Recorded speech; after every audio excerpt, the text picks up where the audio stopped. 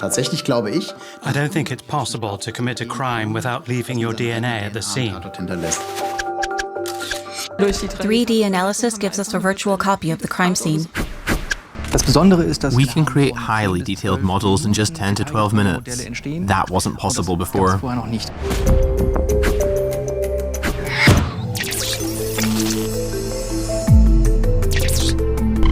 Forensics 3.0. Most murders in Germany are solved with cutting-edge forensic technology. What began over a century ago with fingerprinting has evolved into a high-tech science.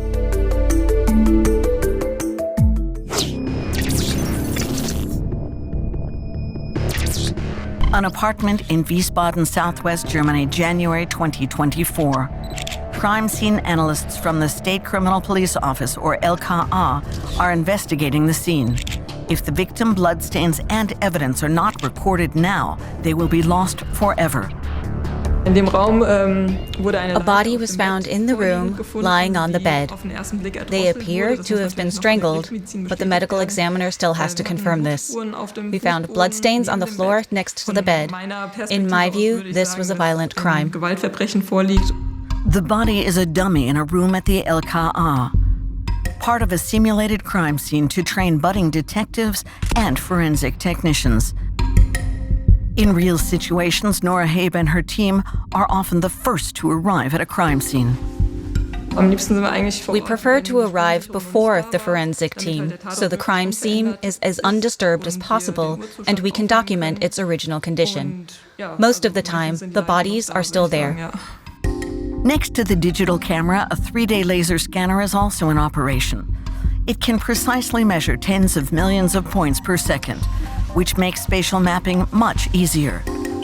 The photos and the data from the 3D scanner are then stitched together to create a digital copy of the crime scene. All this data can be merged. Each program can generate its own 3D point cloud, and these separate data sets can then be combined. That's how we achieve the best results. This provides the most accurate spatial depiction of the crime scene. Once the scene has been contaminated, cleared, or released, the data remains the most reliable, silent, and patient witness. Laser scanning is crucial for crime solving.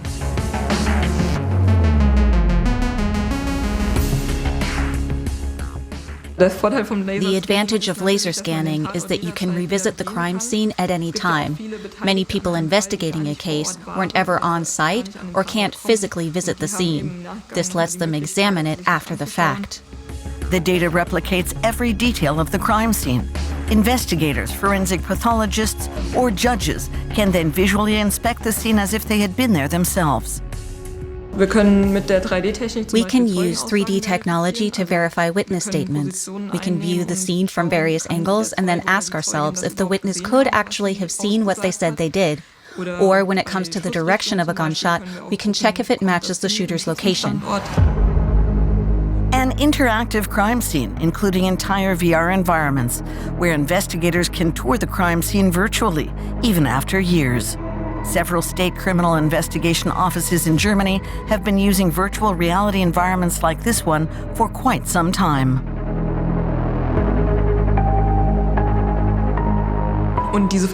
Multiple people can enter this VR environment at the same time. They'll wear VR headsets and use special tracking gloves or controllers, and they can then virtually return to the crime scene together.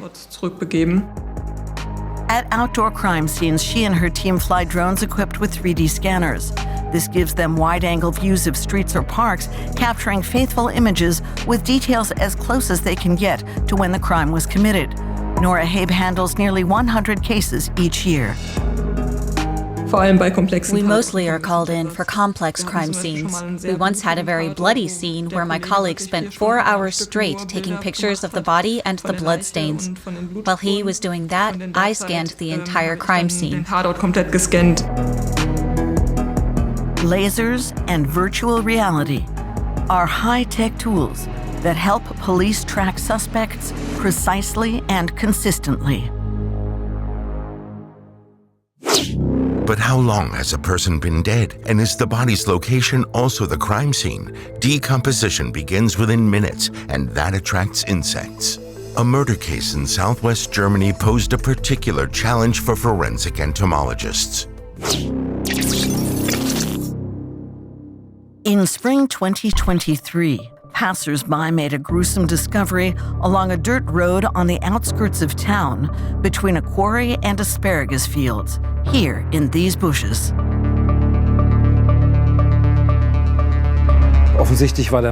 The man was found wrapped in several plastic bags and had obviously been killed. It was crucial to determine exactly how long he had been dead. The elderly man had been dead for several days. Remarkably, the bags were lying very close to the side of the path and were clearly visible from the street. So the first question was, how long can trash bags containing a body lie there unnoticed? An unusual case which raised many unusual questions. One unique aspect of the case was that the body had been dismembered, and the separate parts had been packed into a plastic bag. His body had partially decomposed, which made the examination quite difficult, and it was infested with insects. That was an important factor in narrowing down the time of death, because that had initially been very unclear. Only by determining the time of death as accurately as possible were they able to reconstruct the chain of events. The time of death was especially important in this case, because we needed to determine whether he had died around the same time he disappeared, or if he was alive for some time before being killed and dismembered. Nature provided an important clue. During the autopsy, entomologists at the Frankfurt Institute of Legal Medicine collected fly larvae and maggots. To the experts, they are silent witnesses. We discovered during the investigation that he hadn't been lying where he was found the whole time, but had been moved. In other words, the different locations where he had been before played a role. The entomologists returned to the site and found more fly larvae on the other side of the dirt road. We noticed that the samples we collected from the soil contained the same flies we had found during the autopsy. Their size was also very similar to the flies from the autopsy. This was a strong indication that they came from the same population and had been on the body. The two forensic pathologists from Frankfurt are highly regarded in their field and leading experts in Europe. First, we tried to reconstruct the temperature conditions under which the insects had grown inside those plastic bags. Temperature plays an important role in insects' development. Unlike humans, who maintain a constant body temperature, insects are ectothermal. Their growth rate depends on the ambient temperature. This was key because finding the body in plastic bags was quite unusual. Another strange aspect of the case was that the perpetrator had sprinkled laundry detergent over the body parts to cover their tracks. Entomologists therefore had to determine how this affects fly larvae. We raised the insects on meat contaminated with laundry detergent to ensure that the data on the insect's growth that we would normally use to estimate the time of death was not skewed by the fact that the larvae were eating laundry detergent. To find out if laundry detergent on a corpse affected whether flies would settle on it, they tried a new experiment and placed a pig carcass in similar conditions. The insects did actually grow a little slower when they were fed ground meat contaminated with detergent. So it obviously had an effect.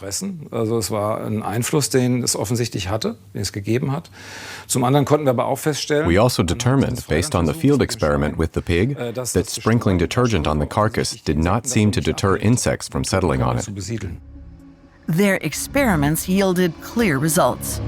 The insects suggested that the man had died shortly after last being seen alive, and his body was colonized by insects shortly after. The flies provided valuable information. Science is constantly advancing, And in the future, even the protective shells left behind after pupation will offer equally useful clues.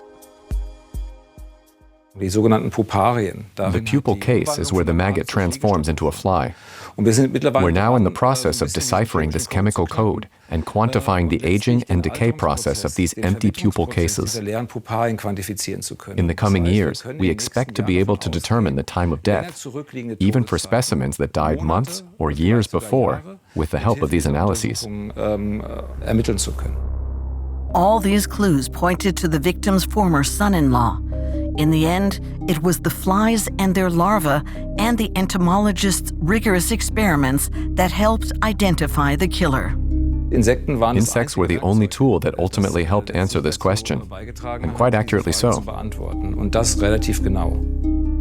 The suspect was sentenced to 10 years in prison.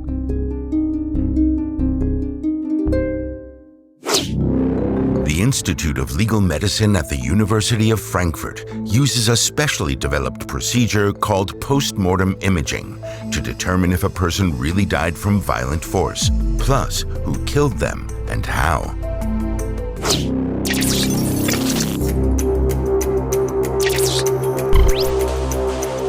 The victim of a brutally violent crime is at the medical examiner's office. Investigators want to determine whether they were beaten to death, how it happened, and what instrument was used. The particular challenge was that we were dealing with overlapping injury patterns, including blunt force trauma, sharp force trauma, and thermal effects, to name a few. I'd say our main challenge was that we had to differentiate between these factors and present them in a way that the court could understand them. They used a new proprietary method, a high-resolution 3D scan of the corpse. It takes 400 to 600 images in just about 10 minutes. The process has to be quick because the initial period following a homicide is especially crucial for the investigation. It allows us to create highly detailed models in a very short time. In fact, we can carry out our normal tasks in the autopsy room, and within just 10 to 12 minutes, we can generate images that are used to create these very accurate models. That had never been done before. Frankfurt University Hospital developed this method along with the State Police Crime Scene Unit in Wiesbaden and Mainz University of Applied Sciences. They specialize in surveying, usually geography or landscapes. They are now increasingly being called in to investigate traffic accidents and cash machine bombings. In many ways, an autopsy room is not really suitable for photogrammetry, especially when it comes to the lighting. For example, the autopsy table surface often produces reflections that can have a very negative impact on the results. 2 flashes and markings on the table. Software later analyzes the images and aligns the overlapping sections. This allows the body to be viewed from all angles and injuries to be measured down to the millimeter. The biggest challenges we faced were primarily with generating passable textures. We kept seeing artifacts in our images, so we had to keep adjusting our workflow. Blurred areas and streaks in the texture were the biggest problems. The victim was laid to rest shortly after the autopsy. Especially when the body is cremated, it means that all undocumented evidence is destroyed. A few weeks later, police found a possible murder weapon, a pipe, in a suspect's car. Was it a baseball bat, for example, or a crowbar, or another kind of metal bar? Parts of a weapon have a particular shape, and when that shape strikes the body, it causes very distinctive injuries. These characteristics do not, for example, indicate that this particular baseball bat was the weapon used in the crime. But even years later, evidence can still be analyzed if new information about a crime comes to light. The approach is innovative. Ganz allgemein gab es schon Fälle, wo wir There have been cases where we've noticed tiny plant fragments on a body that don't match the location where it was found. In other words, we're in a marshy area, but there are parts of a plant that typically grows in sandy soil. So something doesn't add up. That may indicate that a body was moved to another location after the fact. That's helped us solve a case before. In this case at hand, Konstantin Lux and his colleagues have also found clear correlations. In this case, the advantage is that we had a 3D model of the body, including of its injuries. And we received a 3D model of the possible weapon. The crime scene unit scanned it, scaled it to its original size, and we were then able to compare the weapon with the injuries to see if everything matched up. This let us determine whether the weapon could have played a role in the case. They will now present their findings in court to shed light on this homicide. Every person who commits a crime leaves behind evidence in the form of microscopic DNA traces. The state police has a DNA forensics program that is one of a kind in Germany and especially good at solving cold cases.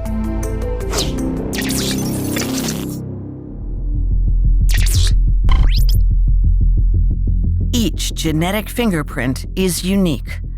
DNA analysis has only been a standard part of forensic science since the 1990s. In 1991, the amount of DNA needed to secure a genetic fingerprint was about the size of a $50 coin. Samples from blood, semen, or saliva traces had to be that big to even be analyzed. Today, a single skin cell found anywhere at a crime scene or on any object is enough. Molecular biologist Harald Schneider is one of Germany's leading DNA forensic scientists and a pioneer in skin flake analysis. To date, he has helped solve around 500 murders and about 4,000 sex crimes.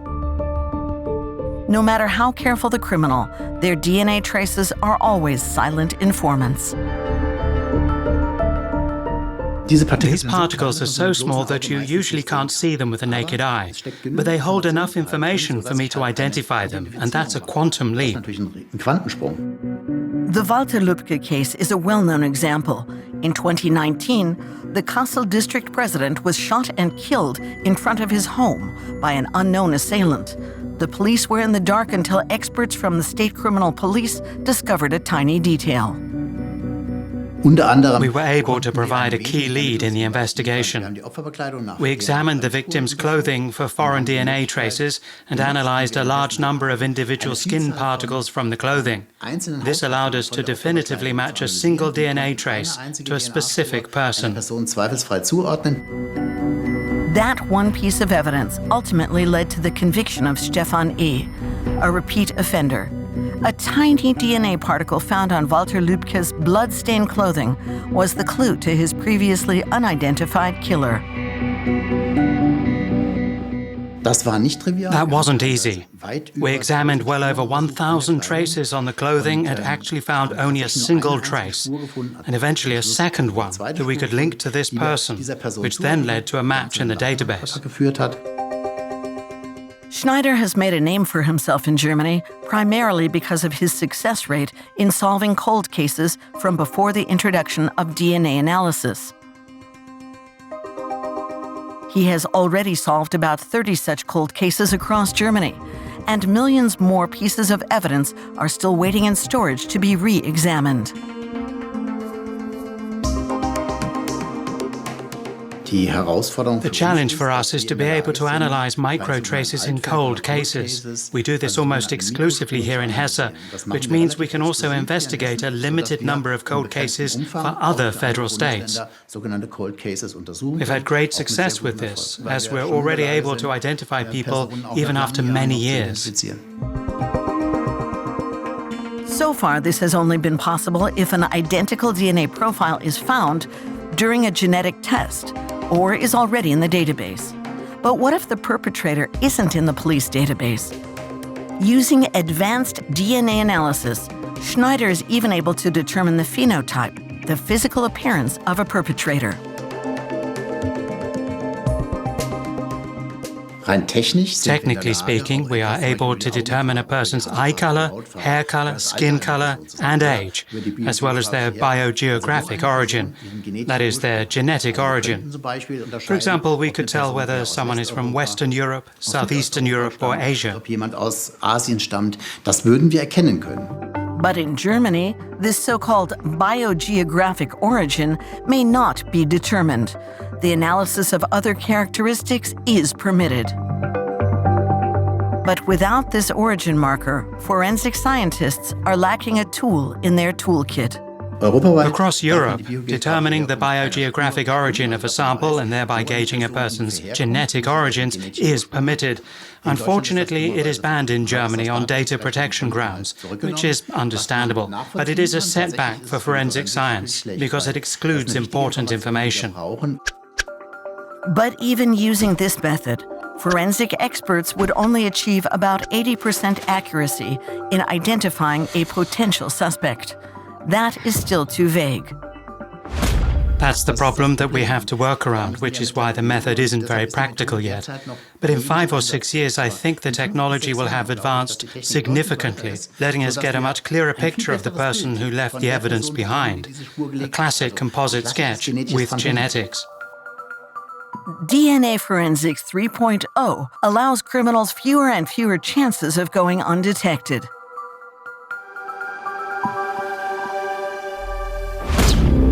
Most crimes also leave behind digital traces, surveillance cameras, videos taken by witnesses, cell phone data. Determining whether they are relevant to the case, genuine, or tampered with is the domain of IT forensic investigators.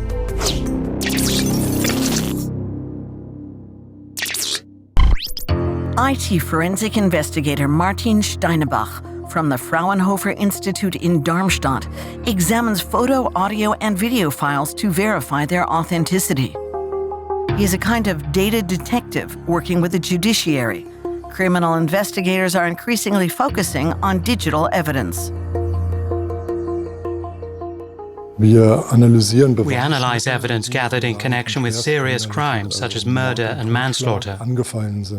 In an ideal case, from our perspective, a crime has been recorded on video, or there is surveillance footage, and it's not certain whether the footage shows the person in question. But there are also cases when the act of killing itself has been recorded. Videos of the crime scene or the surrounding area, like from surveillance cameras, must be positively verified to be admissible in court. Do the time and location match? Could this even be the suspect, or is this a witness? IT forensics is becoming increasingly important. Let's take an example statement. Those are black sneakers. Now we need to see if we can really deduce that from the evidence. Does the surveillance footage corroborate a statement made by someone involved in the case? But the data detectives at the Fraunhofer Institute do not just analyze images and audio files. They also examine digital traces from smartphones and computers and search the internet whenever the police hit a dead end. The Darmstadt-based institute is a leader in this field. It often comes down to forensically examining the devices to see if there is a video that captures the murder and figuring out what happened to it afterward. Did the killer perhaps brag about it or share it? Simple face-swapping apps are especially popular and easy to find online. It's becoming increasingly difficult to distinguish real people and situations from doctored fakes. Many are just for fun, but other images can have explosive political implications. We look at forensic analyses of multimedia data, audio, video, and image files. Some fakes can be spotted with the naked eye. With others, you really need to know what to look for, because it's like looking at a hidden object puzzle. One such hidden object puzzle presented itself in one of the most sensational clips that Steinebach has been asked to verify.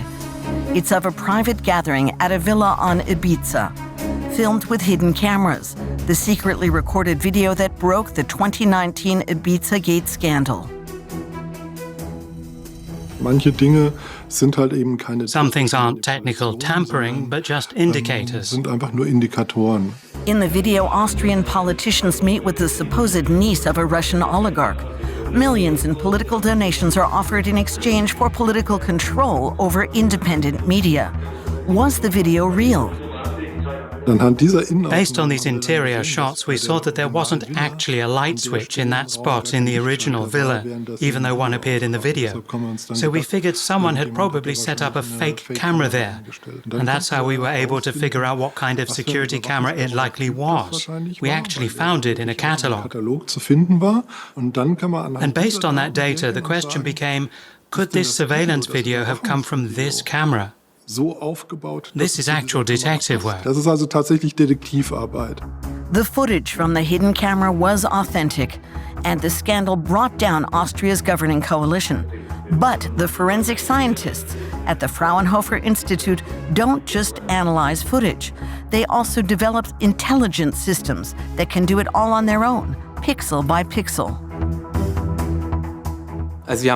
We've developed a tool to identify local variations. It uses features derived from signal processing. The doctored parts of this video of Zelensky are barely noticeable to the naked eye. Take the Zelensky deepfake, for example. Of course, we only looked more closely after the fact. How is this deepfake constructed? What are its distinctive features? How can you recognize it? This involves AI that has learned to distinguish inauthentic from authentic material. From simple fakes to sophisticated tampering using artificial intelligence. To stay one step ahead of the scammers' ever-evolving tricks, experts are constantly refining their own techniques, like this program for generating real-time AI deepfakes. The rapid development of AI will likely make it impossible for the naked eye to be able to distinguish between the original and a fake in the near future. Which images can be trusted and which cannot? Criminal manipulation is a rapidly growing threat.